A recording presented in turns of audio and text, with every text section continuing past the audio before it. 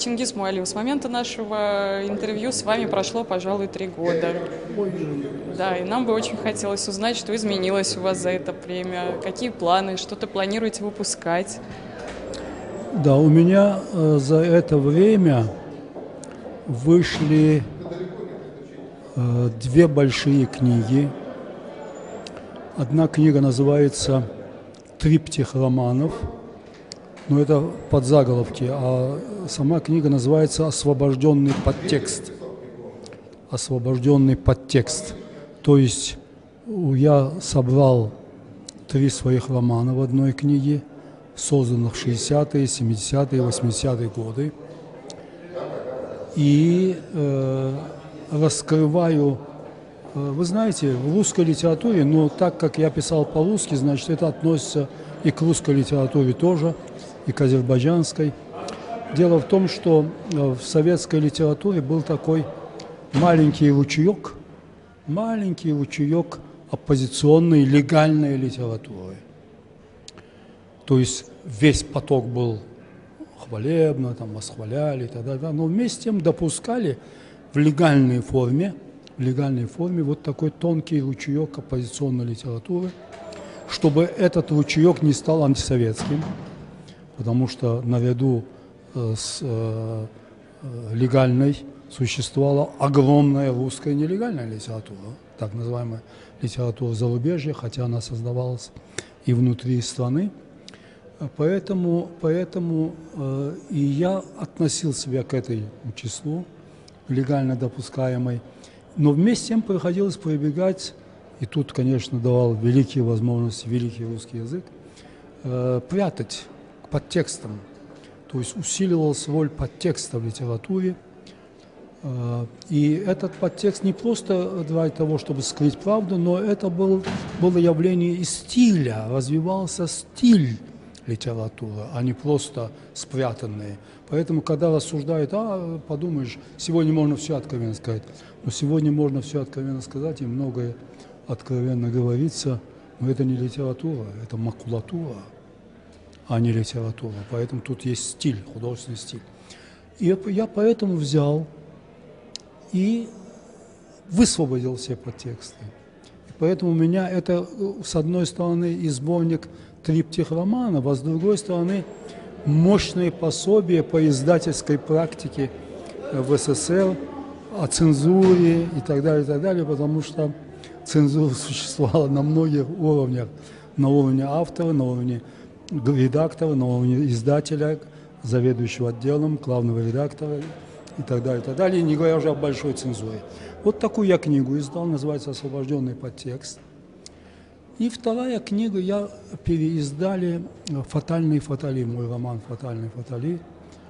И удивительно, это тоже вот это допущенный тонкий ручеек, потому что я там сказал об истории XIX века России, Азербайджана, Кавказа, такую правду, которая была этой правдой, которая в советские годы фальсифицировалась, извращалась в угоду идеологии, в угоду там ложных представлений, может быть, и хороших идей, но извращалась безжалостно. Это второй вот мой роман издал я. И я сейчас печатаю такие на 2 языках в Баку, печатаю так называемые сны Каляма. Калям – это божественное перо. Вообще калям означает перо. Значит, сны как бы пера, сновидение пера, на 2 языках я пишу, но вместе с тем перо, это калям, это и имя молодого человека, который, то есть и носитель имени, и вместе с тем перо, которым, значит, божественное перо, которым надо писать только правду.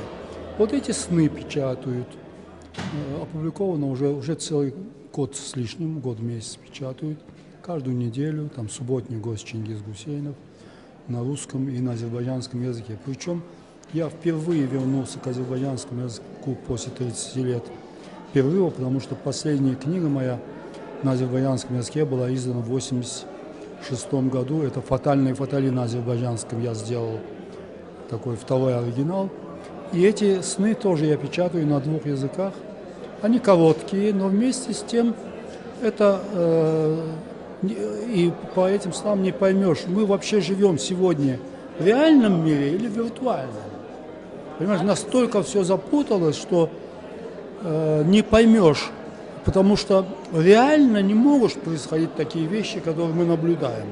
Это вне нормы, вне этики, вне нравственности, вне морали, вне жизни. Но они существуют. Я вообще оптимист в жизни, но при взгляде, при историческом, при реальном нынешнем взгляде, современном взгляде на жизнь, я оптимист. Но при историческом взгляде я, конечно, дремучий пессимист. И очень трудно меня вывести из этого леса пессимизма.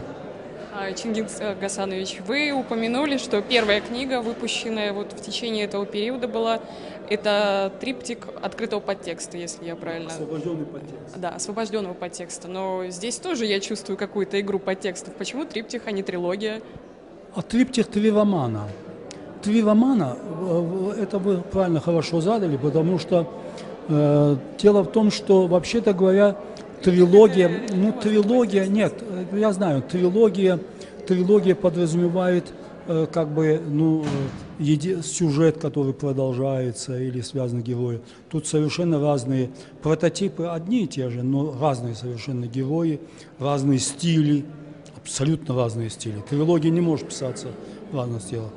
Триптих это стало же, так сказать, понятием, так же, как епархия, термин религиозный, так сказать, или там другие. Поэтому это стало, так сказать, триптих, он такой короткий. Трилогия – это замах на, это, знаете, это такой тщеславный замах. Трилогию написал. Значит, поэтому, так сказать, вот таким образом.